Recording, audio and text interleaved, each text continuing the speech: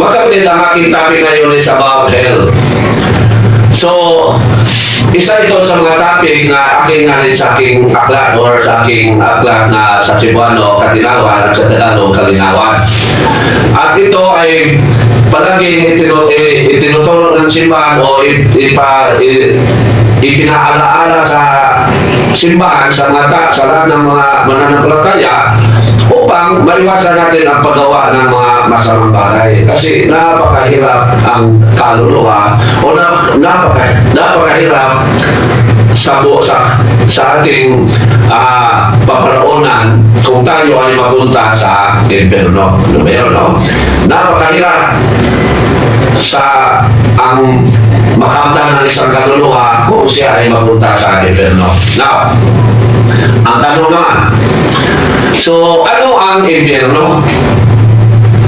So, mga kapatid, aking i-explain ito or bigyang linaw kasi upang maituro natin o ma-remind natin mga kapatid na parang wala nang pakialam sa kanilang papuntahan tuwing sila ay mamamatay na. So, sa pamagitan ng pag-explain natin sa impyerno, baka mayroong makapamalandong, makalili o makapamalandong na dapat itong iwasan. At ang pag-iwas natin sa impyerno ay yung pag-iwas natin sa mga masamang mga gawain dito sa lupa. Kasi dito sa lupa, ito ang processing area or ito ang processing time para upang tayo ay makapasok sa kaharian ng langit. So, kung hindi tayo mag-process sa ating pagpasok sa kaharian ng langit, maka mahalala tayo sa impyerno. Okay. So, ito pa ang tanong sa ating kapatid. Share niya na tanong. No? May narinig ako nga alisin ang mga san sa Manuel Ro, no? Mga santo sa mga apostol, halimbawa San Mateo. Totoo ba alisin ang san? Hindi yan. Kung mayroong nagtuturo niyan, yan ay kalukuhan. Kasi paano natin sila, ang pagtawag natin sa kanila ng san ay pahayag na tayo ay na sila ay ating ginagalang. Hindi pwede mag-Mateo ka lang. Sino ba tayo? Kalibin ba tayo ni Mateo na isang apostol? Kalibin ba tayo ni San Pedro na isang apostol? So, kung magbasa sa aklat, palaging bigkasin para maigalang natin sila sa isinulat ni San Juan. Yan. Hindi lang yung sa sinulat ni Juan. Sino ka? Sino sila? Sino ba tayo? Yan. So, ano yan? Kailangan natin ipahayag palagi ang ating paglalang sa kanila. Sabihin, kung ako sa Bible, palagi ko yung sabihin, sa isinulat ni San Juan, sa sinulat ni San Mateo, hindi lang sa isulat ni Mateo, Huyo. Kayo mga natuturo yan. Huyo. Kinagalang ninyo ang paggalang natin sa kanila. Ngunit kayo ay gumagalang sa inyong ama, gumagalang sa inyong ina. Tinatawag ninyong ama, papa, tinatawag ninyong ina, mama. Ngunit ang mga santo ay bawalan sa tawaging san. Narinig ko na yan, bro. No? Narinig ko na kung sino ang nasabi niyan.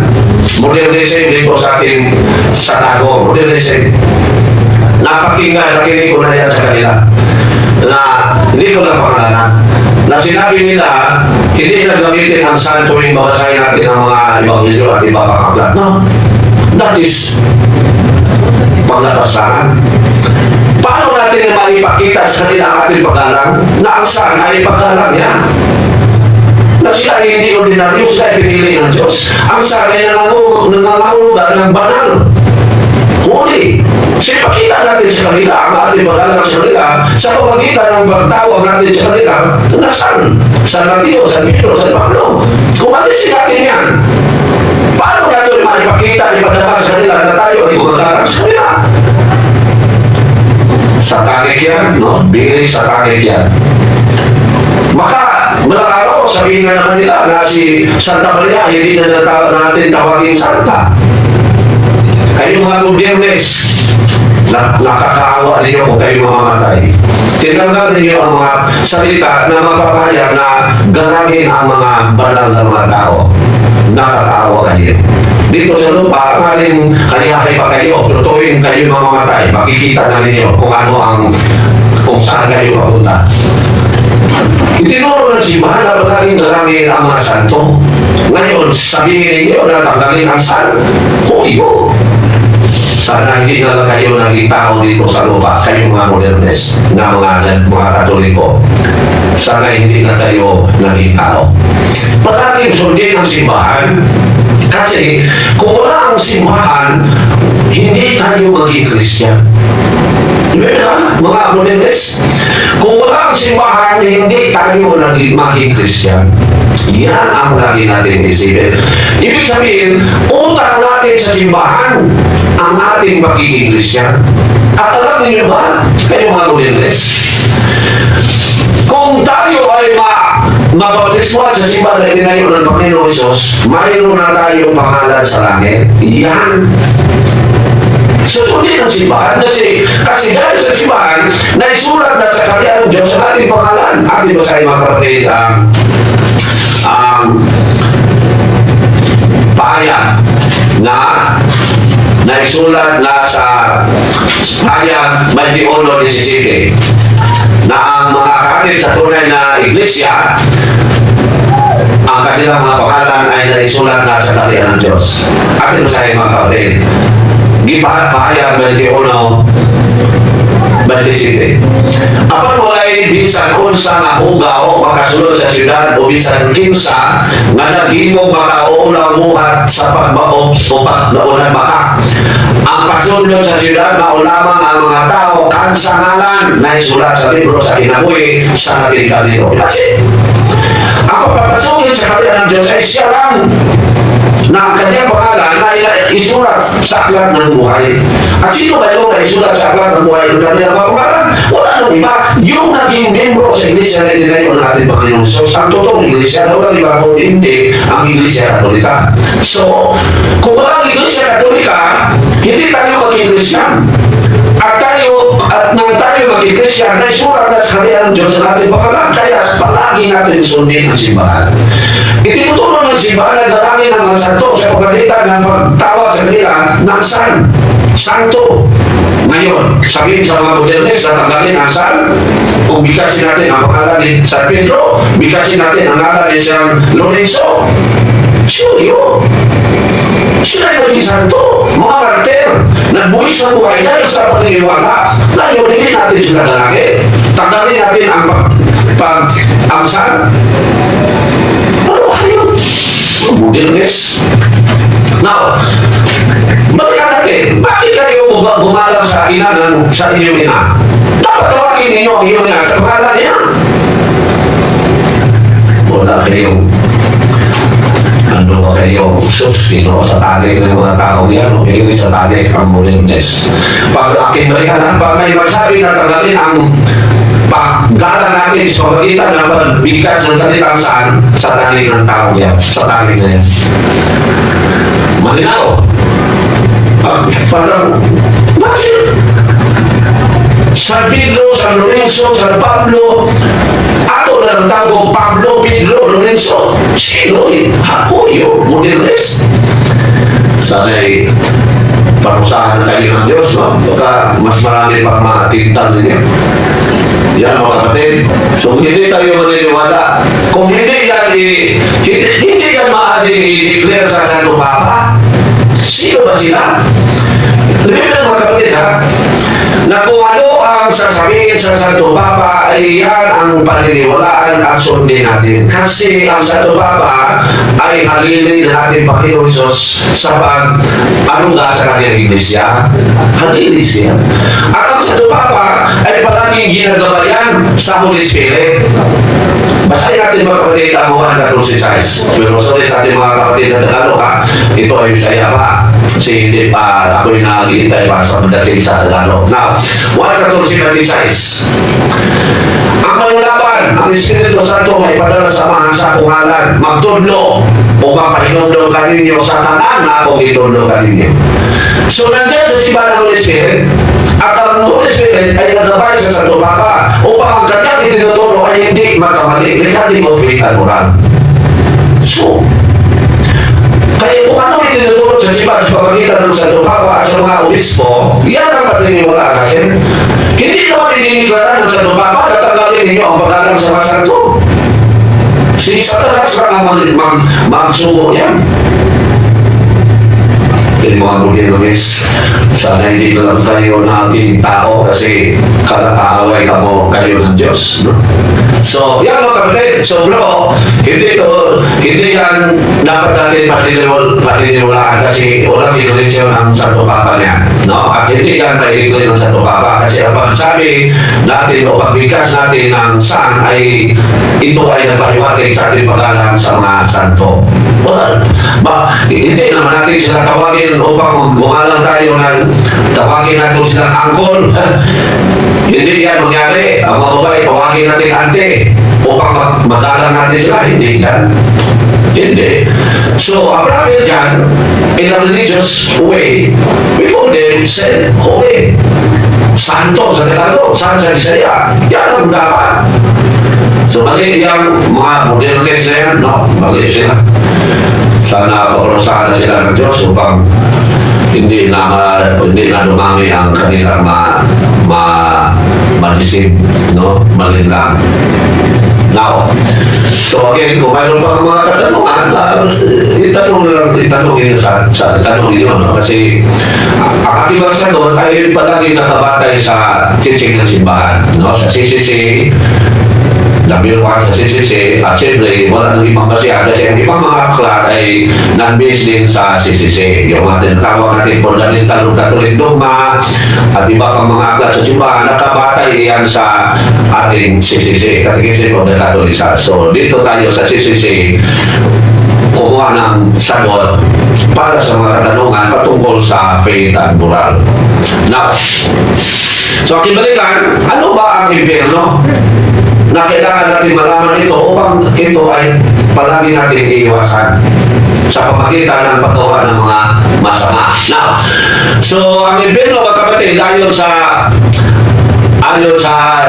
binigay sa simbahan na definition is a place or state of eternal punishment inhabited by those rejected by God. Nang ibig sabihin, ang impyerno ay lugar at katayuan ng walang katapusang karusa na kinalalagyan ng mga itinakwil ng Diyos. Sino ba yung itinakwil ng Diyos? Sila yung mga nakagawa ng malaking mga kasalanan na hindi na nangumpisalo sa kanilang mga kasalanan. Sila yung mga kapatid. Now, sa CCC, ano ba ang sinasabi sa atin CCC?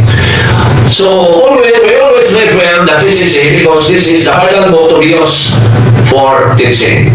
And this is promulgated by Pope John Paul II. It was 1992.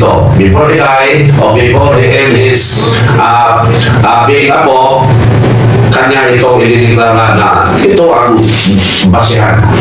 Now, ano ang sinasabi sa Catechism of the Catholic Church? Paragraph 1035 or 1035. Ito ang sinabi. The teaching of the Church affirms the existence of hell and its eternity.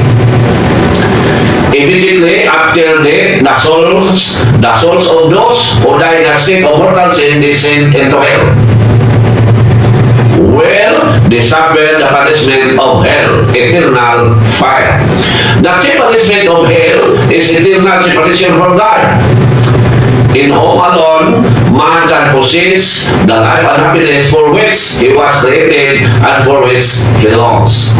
At i-explain sa Tagalog mga kapatid, ha? Now, so ang ibig sabihin yan, ang pagtuturo ng simbahan ay nagpatutuo na mayroong impyerno.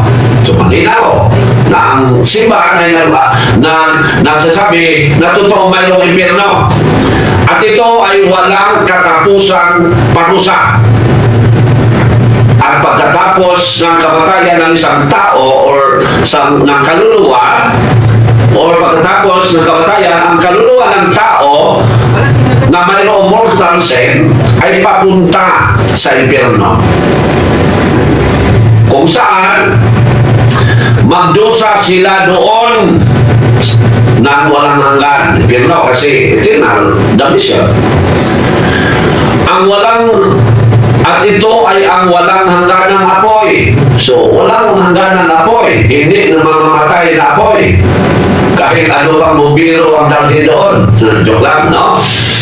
Then, ang pinakamasakit mga kapatid, kasi ang panusan sa impyerno ay walang hangganang pagkahihiwalay sa Diyos. Yan ang pinakasakit na maranasan ng kaluluwa na walang hanggan, yung hindi niya makikita ang lumikha sa kanya. Yan mga kapatid ang pinakamasakit.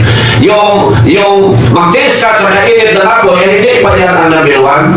Ang pinaka mahirap yung hindi ka na wala ng panahon na makikita pa, makakakita pa tayo sa ating Diyos na lumikha sa atin. Yan ang pinakasakit kung ang kaluluwa ay mapunta sa impyerno. So, kung saan, no?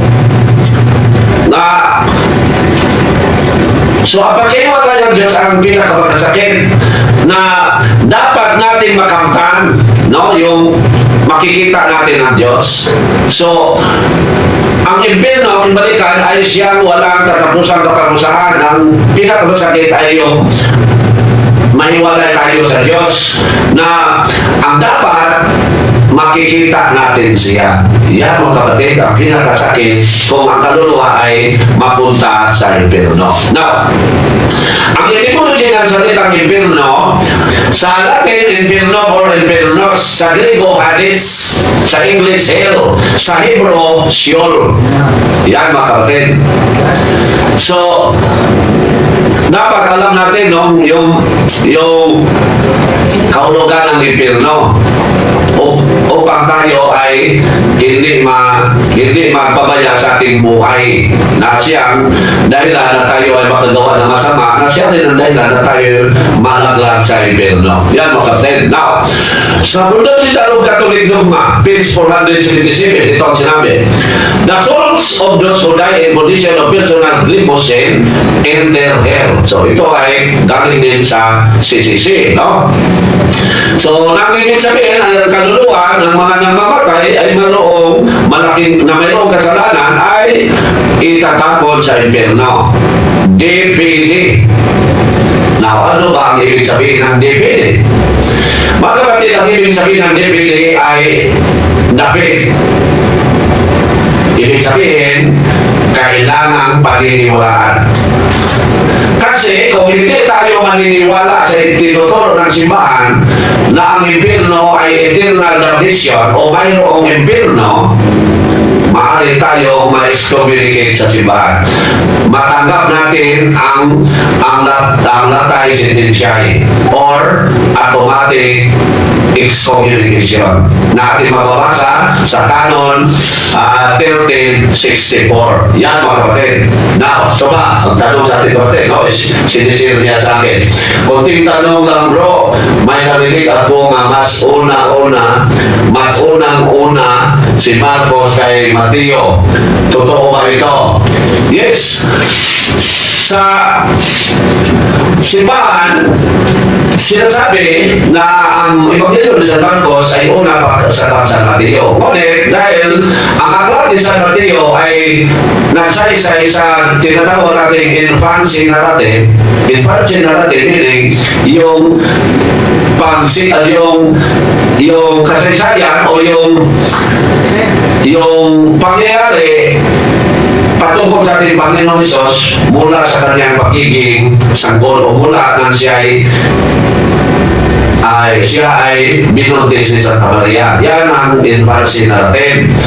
Ngunit, Dahilan na hanggang sa Mateo ang number 1 sa Bible kasi siya ang nagsulat sa patungkol sa simulan ng ating Panginoon Hesus sa kanyang pagiging tao. Pero tingnan natin mabuti, no? Kasi mga kapatid, bro, hindi na tayo mahirapan kung ano ang tanong, kung ano ang nais natin malaman kasi mayroon ng website ang Vatican at ito ang Catholic Answers. So, Catholic Answers, kung maraming mga exegetes dito, no? Mga exegetes, mga apologists, mga kapalian na hindi rin pa rin iba. So, maaaring dito tayo magtanong. So, itanong ko, no? Para sure, no? Kundi sa Catholic Answers, no, bro? Na it is generally accepted that the Gospel of St. Mark was the first of the 4 canonical Gospels to be written. So, this is according sa Catholic Church. So, that is why ang explanation bakit kung ang San Marcos ang una sa lahat ng Ebanghelyo, bakit ang San Mateo ang number 1 sa Laksada sa Biblia?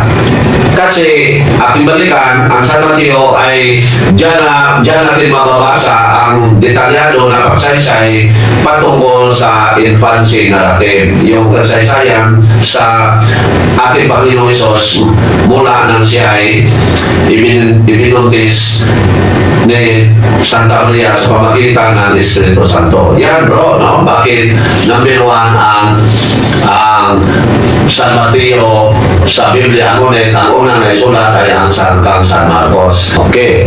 So, sa chronological order, ang San Mateo naging una kasi dahil sa infancy narrative. Yan, bro, no?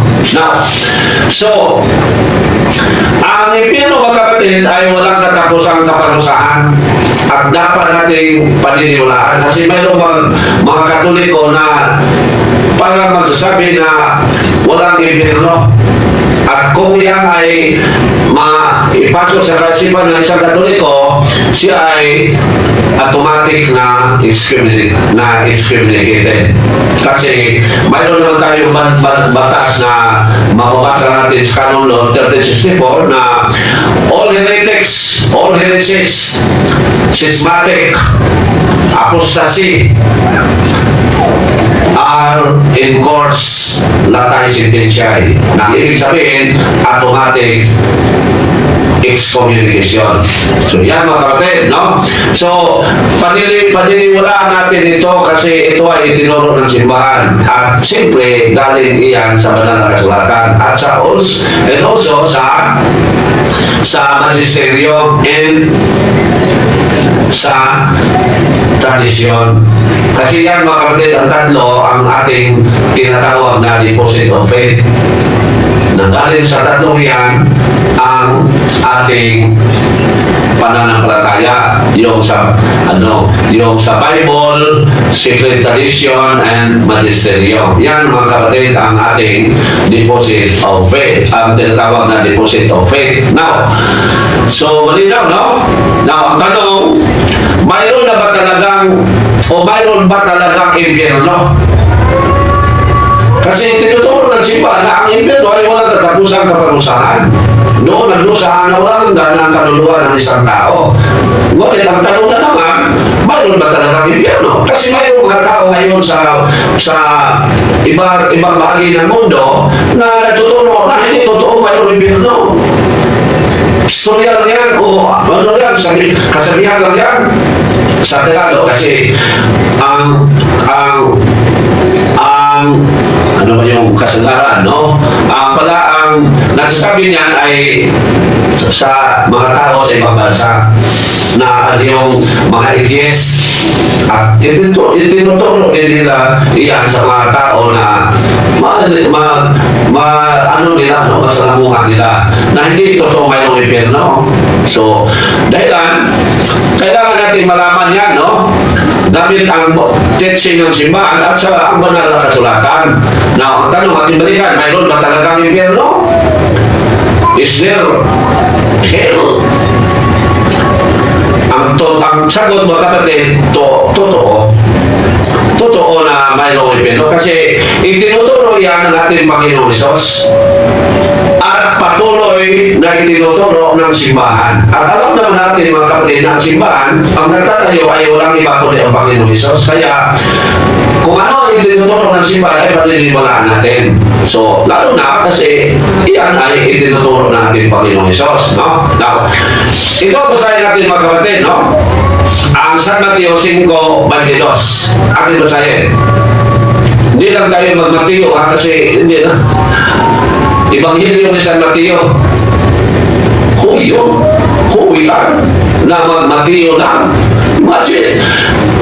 Mag-share mga tali sa mga teacher. Ano ba kaya sa mga santa? Ano kaya sa mga banal ng mga tao?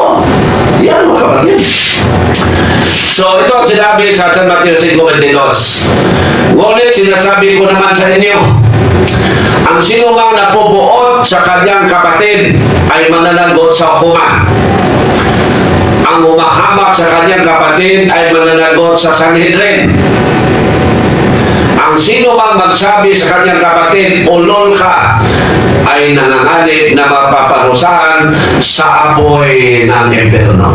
So malinaw na tuwing ang Panginoong Hesus ay nandito pa sa lupa, it was mga 2,000 years ago, itinuturo niya dahilan at ito ay bahagi sa naisulat.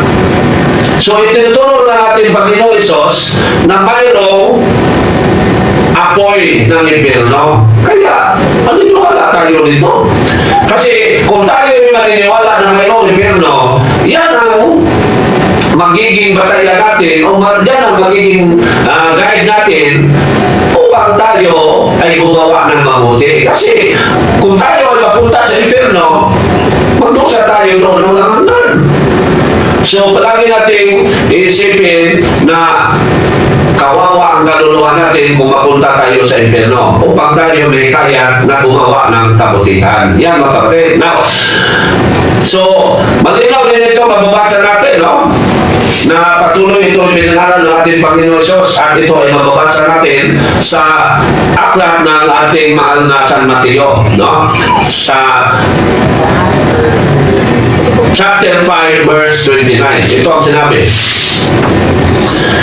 Kung ang kanang mata mo ay nagiging sanhi ng iyong pagkakasala, dukutin mo ito at itapon. Lugita o gilabay, no? Mabuti pang mawala ka ng isang bahagi ng iyong katawan kaysa ang buo mong katawan ang itapon sa impyerno. So, malinaw na mayroong impyerno. Ito pa, mababasa rin natin mga kapatid, no? sa Ebanghelyo ni San Mateo sa chapter 10 verse 28, ito ang sinabi. Huwag ninyong katakutan ang pumapatay ng katawan, ngunit hindi naman makakapatay ng kaluluwa. Sa halip, ang katatakutan ninyo ay ang Diyos na may kakayahang pumuksa ng katawan at kaluluwa sa impyerno. So, totoong mayroong impyerno. Kasi ang nagtuturo ay ating Panginoong Hesus na kinilala sa lahat na kanilang tagapagligtas. Kahit kinilala din sa iba tulad ng mga protestante na kanilang tagapagligtas. Pero hindi sila naniniwala na mayroong mga pangaral na pero hindi sila naniniwala sa ibang ipinangaral ng simbahan kasi pero na ito ay tinuro ng simbahan dahil ito ay tinuro ng Panginoong Hesus. No? Maraming mga ipinangaral ng simbahan na hindi tinanggap ng mga protestante. Kasi, tatuloy na ito, no? So, maraming mga tinuturo ng simbahan na hindi tinanggap ng mga protestante, ngunit naniniwala sila na ang Panginoong Hesus ay kanilang tagapagligtas. Na ang totoo, o ang katotohanan na hindi matamihan, na ang simbang katoliko ay hindi siya tinayo ng ating Panginoong Hesus. So, dahil na kung ano ang itinuturo ng ng Panginoon Hesus, patuloy na tinuturo ng simbahan. Tulad ng ating topic ngayon na mayroong impyerno. Now, ito ba?